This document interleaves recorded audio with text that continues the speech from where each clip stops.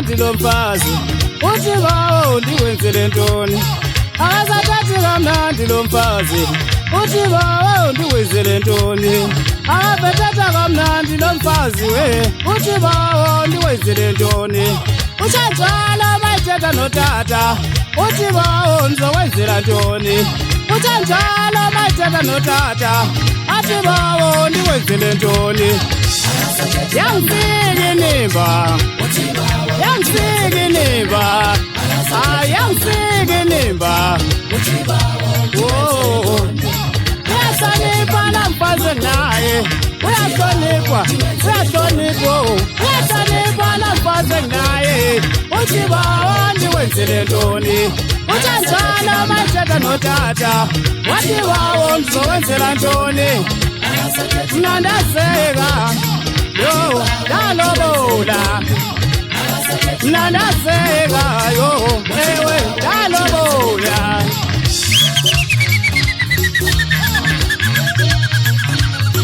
zishokanjalo phela ndoda mnyama netakazi mtapela ngokuda bakadamba khona phansi sisikile lapho ndiyakhona ndibhuzisa ukuba bende ukuza ndiphethe usimba igobi kwase ndiphetheyo khona phansi ndithubizwa kusimba igobi phela mni kwase ndiphetheyo phela madoda ndizalwa nguzulu kantombela phela ndibuya neqawela ezantsi emsikisikwe ngeke bandikhona abaningi sendize kabi kula malanga lawo futhi ndifuna ukucengwa kodwa ke ndihamba naye lapho amadoda umntakwakadebe unkebengebe ndimlande khona lezantsi engamakho iproducer yam nantla namanje esitulweni endibhekile njengoba ndenza kanje sawuze sifika apho kwelo lizwi yeva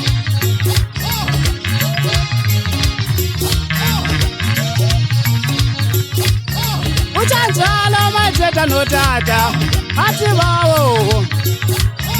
uyahlonipha nayithetha nomzali wami uthi bawo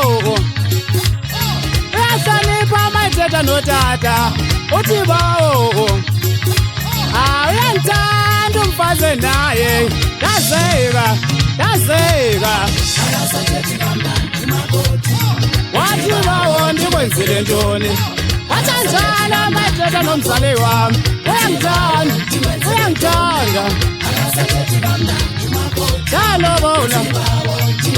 mna ndalobola yangifika inimba bayikhulume ethetha notata yangifika inimba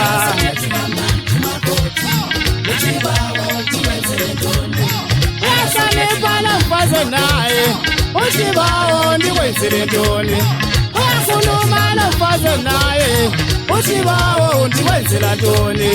utshanjalo mayithetha notata athi bawo ndikwenzele ntoni ngiyakuthanda khululeka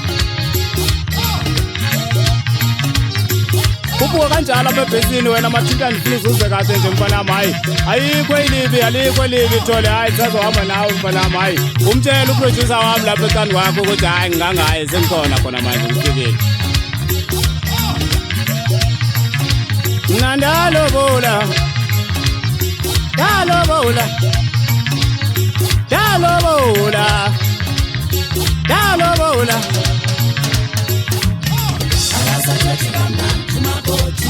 wathi bawo ndikwenzile ntoni uyahlonipha ndikwenzele ntoni tata ufuna nenzeni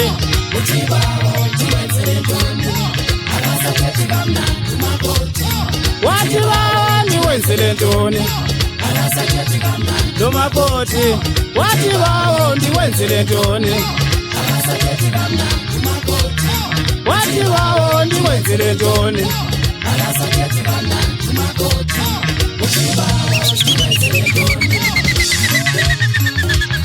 zishokanjalo zandoda mnyama netakazi mtapela mafuta mzokhatha khona phansi esisikisiki lapho ndiyakhona ndibuza icuku mna bendiwubuzayo hayi ndikude amasayidi sendifikile ndikhona nje la ndalobola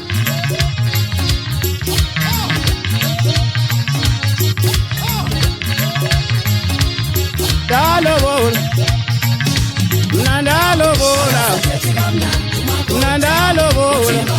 yo mna ndalobola oh ndikwenzile ntoni